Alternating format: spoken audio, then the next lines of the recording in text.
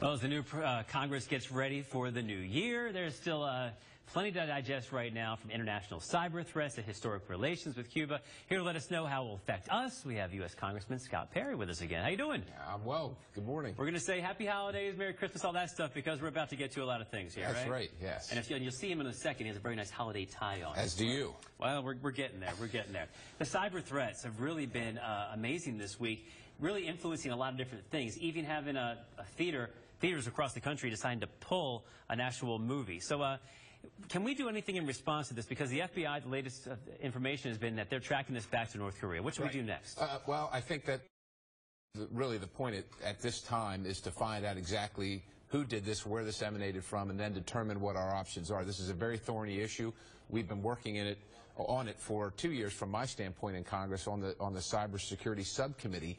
The problem is how do you really safeguard against it, especially when it comes to private industry, without it violating people and industry's rights? And we're trying to make a collaborative... But when it becomes a terroristic threat, doesn't that go beyond it? Something that the U.S. government has to adjust? It absolutely does. This is an unprecedented situation where this threat has really abridged our First Amendment rights to free speech, and we got to determine what we're going to do about it. What's the appropriate action? Is it what are the range of options, and which one are we going to take? Yeah, I mean, is it also a bad precedent? Because we heard Senator McCain earlier in our newscast saying, well, now what's next? If there's something else that some entity doesn't like, they can threaten us again, and what will be our reaction next time? Absolutely. This is an unprecedented threat. And when you think of North Korea, a failed state that's really moribund and defunct, telling the United States, the greatest and most powerful nation on the planet, what to do and how to do it, and essentially at this point we've subjected ourselves to that. Yeah. We want to move along. We got a lot of things to discuss. I mean, this week we're hearing about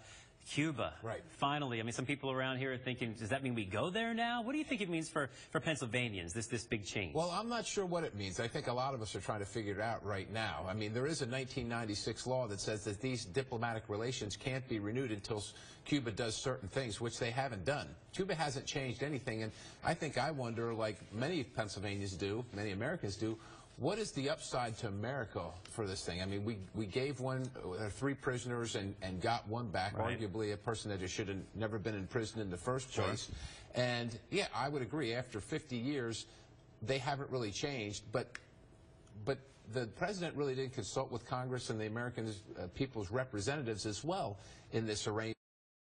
And that's a problem as well. Are you getting a feeling that this is something you guys might try to block? I mean, the Republicans taking over Congress? Well, we got to look at exactly what his action does, and if he's has the ability, the authority to take it as far as he did, and then look at the law and make sure it comports with the law, and then what really should our policy be? Because Cuba has not changed, and is this going to help the Cuban dictatorship, or is this going to help the Cuban people? I think Americans are all for helping the Cuban people, but helping a dictatorship that oppresses its people, that's not something we stand for. Right. You mentioned the president.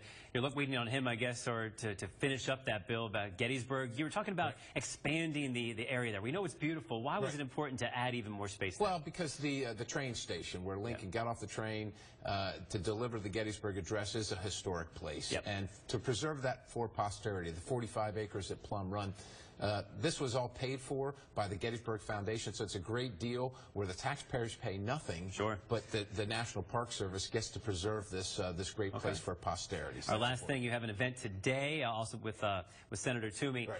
It's something that a lot of folks, parents, are thinking, how could this not exist before? Closing some loopholes and allowing some potential child predators from moving from one school district to another and being in the classrooms with our kids. Yeah, absolutely. And we want to highlight this circumstance so that we get everybody on board and aware that this actually does occur in this day and age. That these predators that prey on their children then just move to the next place and do it. It's unacceptable, and we have to make sure that that ends. All right, well, good luck on that event today. Thank you very much. Thanks for being with us again. Thank you. Merry Christmas. Happy holidays. Exactly. Same back to you. And now we're going to see what the weather's like as you go out there today in New York.